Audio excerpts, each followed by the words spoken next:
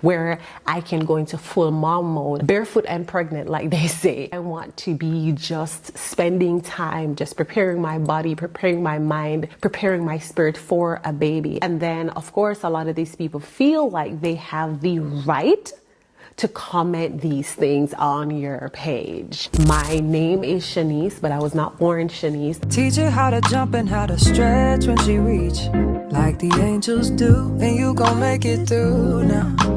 Tell about the healer, greater is the one within, and call him as the leader. Hey lovies, welcome back to my channel. My name is Shan. If this is your first time here, welcome. If you've been here before, thank you for joining me. Thank you for coming back. It was sometime in August, 2 years ago, that I uploaded my very first YouTube video. And I must say, sometimes it feels like it's been way longer than that. And then another time I'm like, what? It's been 2 years? But I will say that it has been quite a journey. I've had my highs, I've had my lows, but at the end of the day, I am still so grateful. I am still happy that I made the decision that day in August to just go for it and upload the video. I did not know what to expect. I didn't know who would watch my channel, if anyone would watch or subscribe. I was so nervous. I'm like, oh my God, what if I upload this video and no one wants to watch? What if I don't figure out how to do it? I was exhausted with editing. I remember my very first YouTube video, I took maybe 8 hours like in total to edit. I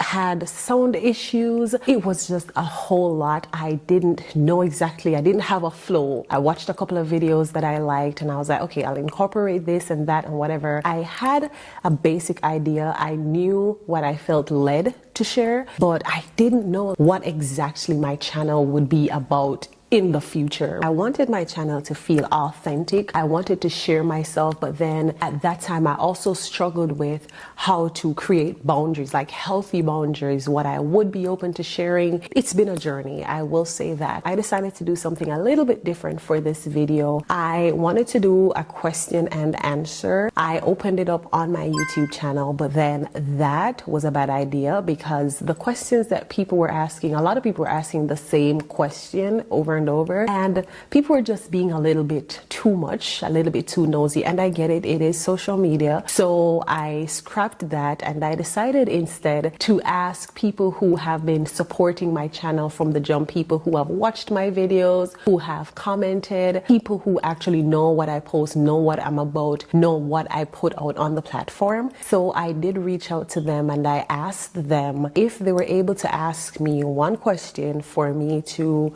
respond to on here. What would it be? I'll be answering some of those questions in this video. Do you plan on having more kids? That one I think was a very interesting question because I would like to have more children. Ideally, I would want to have 1 or 2. If this is your first time here or if you don't know me well, I have a daughter who's actually turning 15 next month. I am still pretty young. I am 34 years old. I think I would want to have another child or 2 children, but I'm not in a rush because one of the things that I think ruined it for me or set it up for me is that I am a single mother. So I've had to raise my daughter on my own. I'm not complaining. I actually love being a mom. Over the years, I've always said that while I can't control everything, I will do my very best to not end up doing the same thing again. There are a lot of things that have to align. For example, if I should have a child, I do not want to be a working mom with a newborn. It's just not my thing. So there are just a lot of moving parts to it. I do not want to be one of those moms who's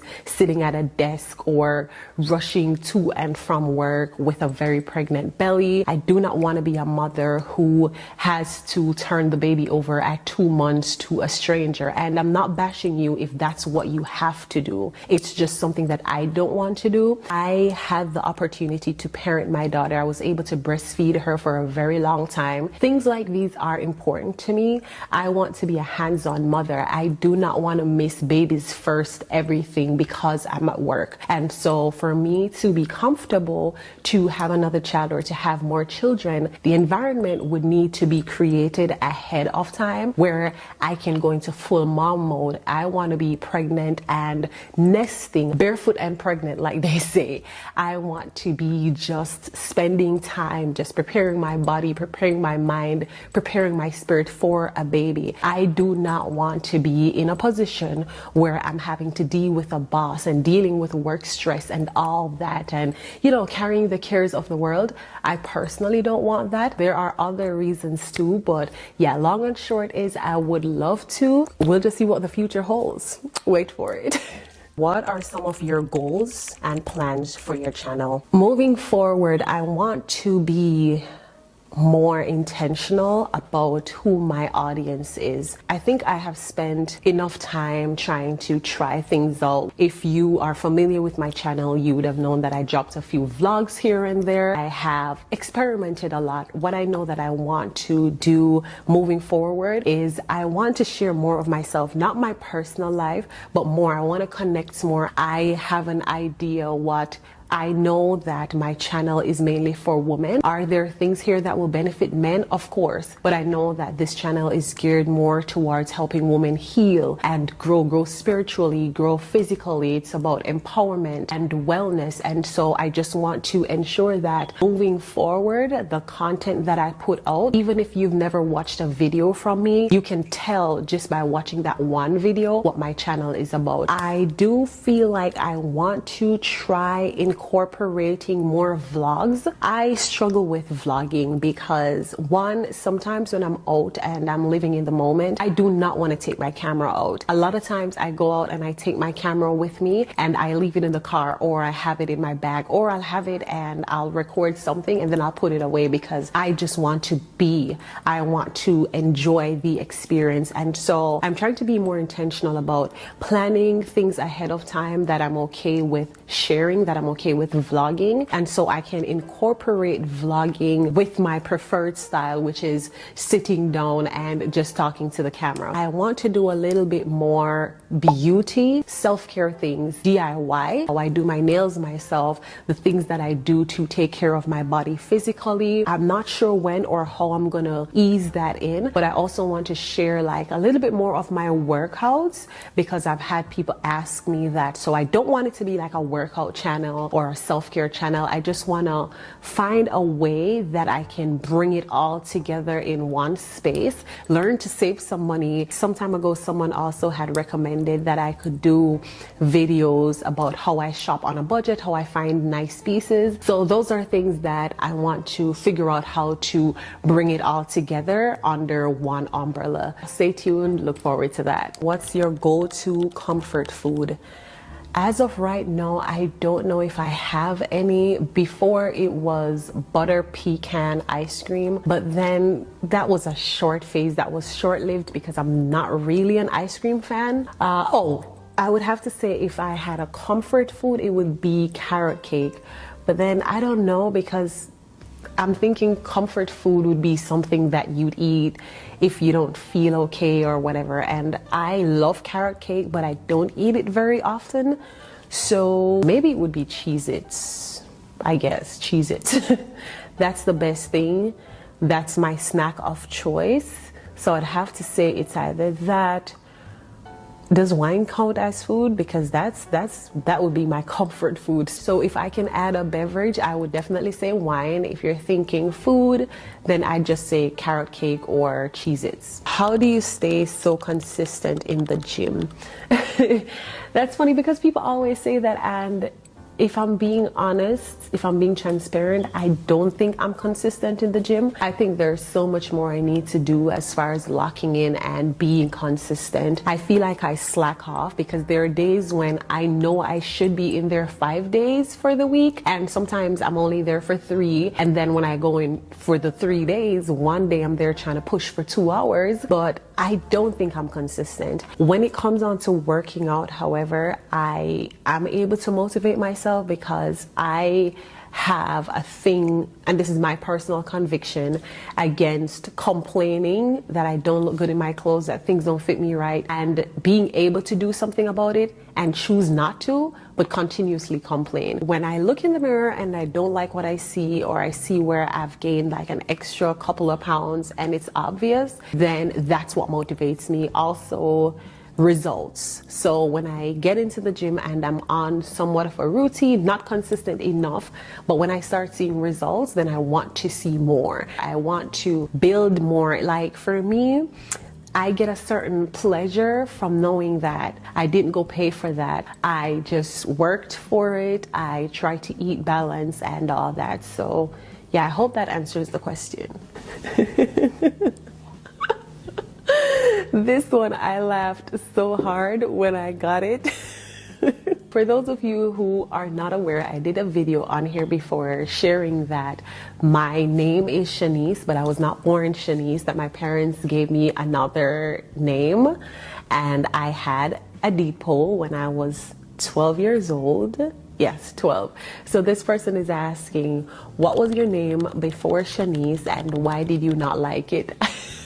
I think I did share in that video what my name was, so I really should just direct you back to it. But my name before 12 years old was Extreme. Growing up, I didn't like it because in school people would call me everything outside of my name.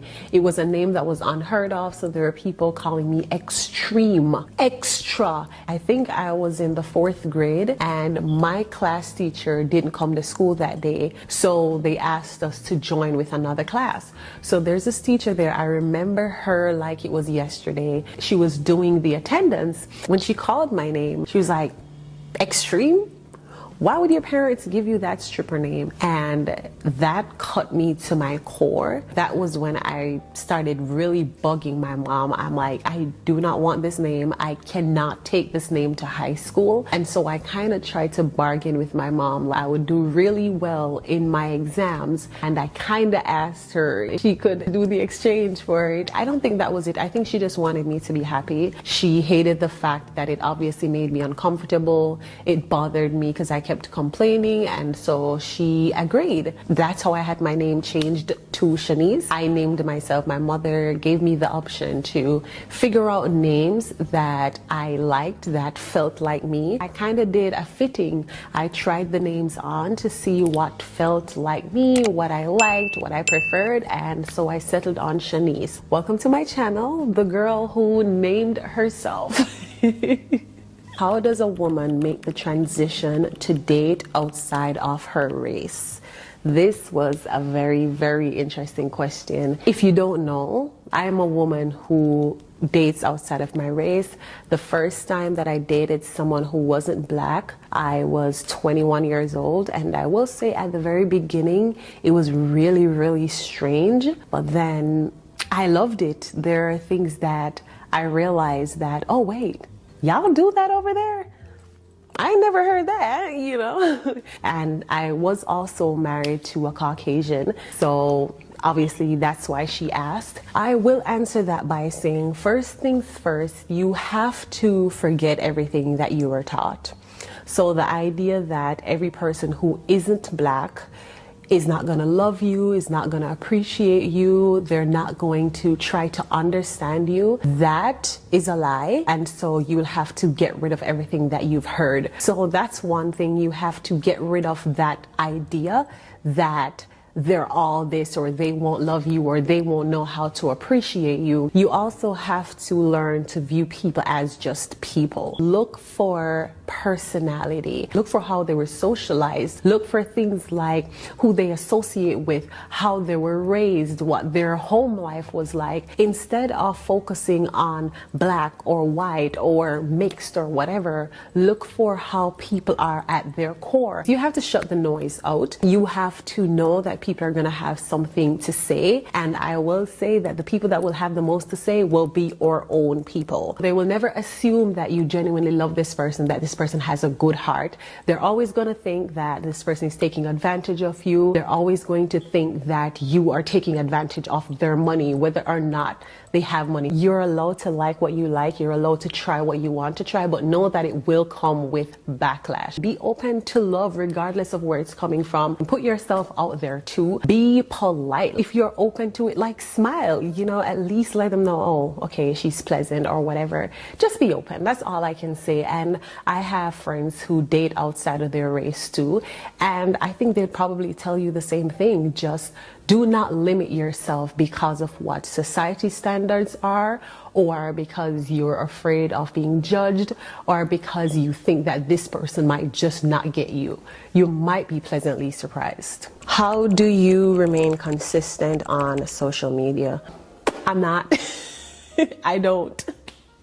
But I'm working on it. I started being more intentional about posting on time and being on the ball for the past, I would say I've been doing well for the past 6 weeks or so, that I prayed about it and I'm like, you know what, I'm going to upload regardless of how I'm feeling, regardless of how the video before that did. I just needed to get to the place where I post regardless, knowing that there's someone out there that is going to watch it. If I get 1 view, if I get 10 views, if I get 1,000 views, knowing that there's someone that my channel is getting to. And the same for Instagram. For Instagram and TikTok, it's a little bit different because I'm not as intentional about those spaces. I will be honest. I post what I want to post. I post when I want to post. But as for YouTube, I am not consistent, but I am learning to. I'm actually trying to ensure that regardless of what happens, I have a video ready to or scheduled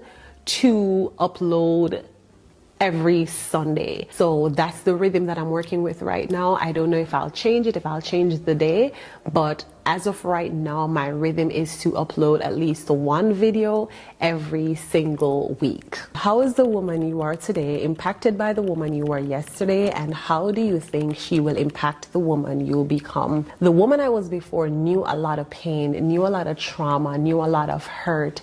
However, she also knew that she did not want to stay in that space. She figured out eventually that there was more to life, that there was happiness to be achieved, that there was joy. And so the woman that I was led me to search for something deeper, to try to reconnect with self, to connect with God in another way, on another level. I just knew that that person before, she had the desire to be better, to do better. Still does, but before I just wanted to connect. I just wanted to feel connected to something. And so even though I was hurting, even though I was traumatized, even though I felt damaged, I knew that there was more. I knew that there was a light at the end of the tunnel. The woman that I am today is basking in that. I have my low days. I have my days when I feel like, oh my God, I just made 10 steps backward. Is everything that I'm doing, is it really working out for my good? Is it really coming together? But for the most part, I know that the work that I did to heal or to start my healing is the reason I am where I am. So the woman I am today is way more confident, way more bold. This woman doesn't care for validation. She doesn't care what people really think. Well, I won't say that. We all care what people think. People who I don't know personally. So the woman that I am right now, I take up space boldly, not being fearful of what people might think of me or what people might say about me or what people might assume or the picture that they might try to paint. Now I am way more confident in Christ. I am way closer to God than I was years past. I now have a firm, I would say a pretty firm connection, a pretty firm relationship where I can lean on God and know that after going through everything that I have gone through, I know that I am where I am right now. Like I have been planted here for a reason. So I look forward to who I will become, knowing that everything that I would have learned, everything that I am still learning and applying, I will take all that and I will pump it into the woman that I'm becoming. I hope that answers the question. Next question.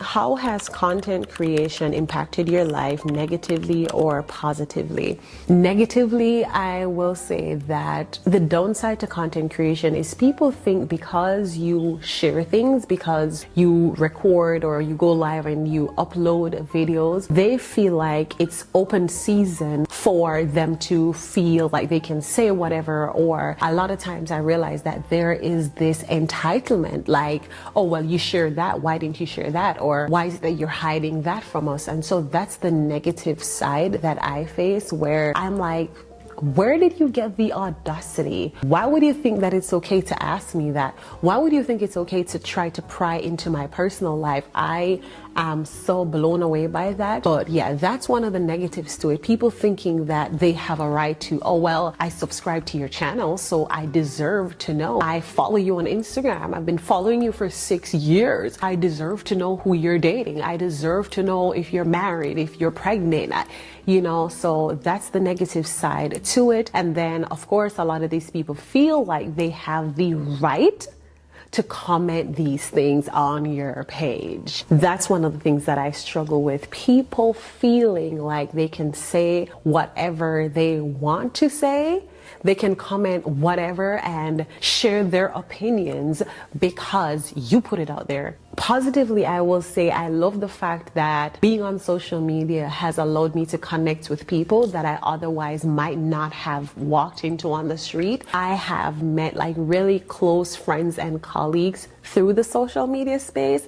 So that part of it, I love the fact that I can be at home connecting with people from other countries. For me, knowing that I'm connecting somehow, regardless of whether it is that you're just watching a quick video, a reel, whatever it is, I love the fact that social media has allowed me to stay within the confines and the safety of my own space, but then create connections. And to me, sometimes I have conversations in like my DM and you would think that I have known these people for years, like we went to the same school. I love that people can feel like connected to me, feel like, oh, I know this girl. How do you cope with putting yourself in the public domain? Oh, that's so good, because for years I struggled with anxiety. Social media has been good in the sense that I can sit and talk to my camera. I don't have to feel like, in the beginning I felt like, oh my God, this is the window to my soul, and putting myself out there. The fact that I can control my environment in some way, I feel like,